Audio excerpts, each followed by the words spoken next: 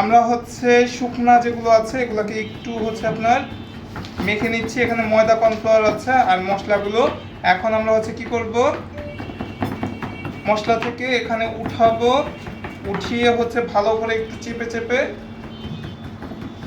এখানে হচ্ছে আপনার ময়দা মাখিয়ে নিব। এখানে ম্যাক্সিমাম মানুষের কিছু সমস্যা ফেস করে যে আমার হচ্ছে কোটিং ভালো আসে না, ঠিক আছে? কেন আসে না? আপনাদের এখানে কোটিং ভালো আসে বাট আমাদের বাসায় করলে আসে না। প্রথমত হচ্ছে আমরা যেটা করি কিপটামি করি, ময়দা কম নিই। হ্যাঁ, এখানে ময়দা কম নেওয়া হয়, যে ওয়েস্টেজ হবে, ময়দা বেশি নিলে তখন কি এক্সেস ময়দাগুলো ফেলে দেওয়া যাবে, এর জন্য আমরা হচ্ছে কি কিপটামি করে ময়দা কম নেই। সো এই জিনিসটা আমরা করতে পারবো না। ময়দা একটু বাড়িয়ে নেবেন, কোটিং সুন্দর আসবে। জাস্ট এরকম পানির মধ্যে একটা করে ডিপ দিব, উঠাবো, আবার হচ্ছে ময়দায় কোটিং করব, ঠিক আছে? এরকম আমার প্রসেস চলবে। আপনি যত বেশি বার এরকম পানির মধ্যে ডিপ করবেন তত বেশি আপনার এটা কি হবে, আপনার হচ্ছে লেয়ার বাড়বে, ক্রিস্পিনেস বাড়বে। এখন হচ্ছে কথা যে আমার হচ্ছে কি করতে হবে, এটা একটু ফাস্ট করতে হবে, একদম আলতো হাতে না। আবার কি করবেন, চাপ দিবেন, আবার হচ্ছে কি ঝেড়ে নিতে হবে, ময়দা ঝেড়ে নিব আমরা, চাপ দিব ময়দা ঝেড়ে নিব। এভাবে এই প্রসেসটাকে আপনি 2 থেকে 3 বার রিপিট করেন। একজন একটু এখানে হাত দেন, এটা একটু এখানে উঠিয়ে দেন। তেল কিন্তু গরম রাখতে হবে, ঠিক আছে?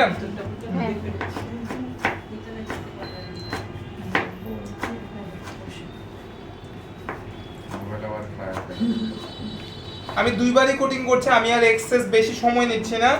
আপনারা আপনাদের পছন্দ মতো আরো বড় দেখবেন। হচ্ছে এই ফ্রাইগুলো দেখতে অনেক বড় দেখা যায় কিন্তু ভিতরে খুঁজলে মাংস অল্প একটু পাওয়া যায়। কারণ কি অনেক বেশি কোটিং করা হয়। মানে এরকম পানির মধ্যে দিবেন, উঠাবেন, আবার হচ্ছে এরকম ইয়া করবেন, এই জাস্ট চলতে থাকবে কন্টিনিউয়াস প্রসেস। একটা জিনিস খেয়াল রাখতে হবে, এটাকে আবার কি করতে পারবো, আমরা উঠিয়ে রাখবো না। মানে আমার হচ্ছে এখন যেগুলো বানাইছি সবগুলো একসাথে হচ্ছে কোটিং দিয়ে আমি উঠায় রাখলাম, এরপর আস্তে ধীরে ফ্রাই করবো, এরকম না। যতটুকু আমি তেলে ছাড়তে পারবো এট এ টাইম ততটুকু আমার হচ্ছে কি করব, এরকম কোটিং করব। এরপরে হচ্ছে আমার কি করব, ডিরেক্ট যেগুলো করব ওগুলো তেলে ছাড়বো। যেগুলো ধরেন আমার হচ্ছে এখন কি আমি 3টা দিতে পারবো আমি প্যানের মধ্যে, আমি 3টা কোটিং করলাম। আপনার যদি হচ্ছে আরো বেশি করতে পারেন, যতটা আর কি কোটিং করতে পারেন, বাকিটুকু আবার হচ্ছে এক ব্যাচ ভাজা হবে, পরবর্তীতে আবার হচ্ছে আমরা ওরকম করে নিব। এরকম করে তো ডিপে রাখা যাবে না নাকি? হালকা ফ্রাই করে রাখতে হবে। লেয়ার আসছে, আরো আসবে যদি আমরা আরো 2 বার 3 বার দেই। ডিরেক্ট তেল গরম আছে, তেলের মধ্যে ছেড়ে দিবেন। এরকম এক্সেস ময়দা কিন্তু ছেড়ে নিতে হবে। মুরগির সাইজ কতটুকু ছিল, এখন কতটুকু হয়েছে দেখা যায়?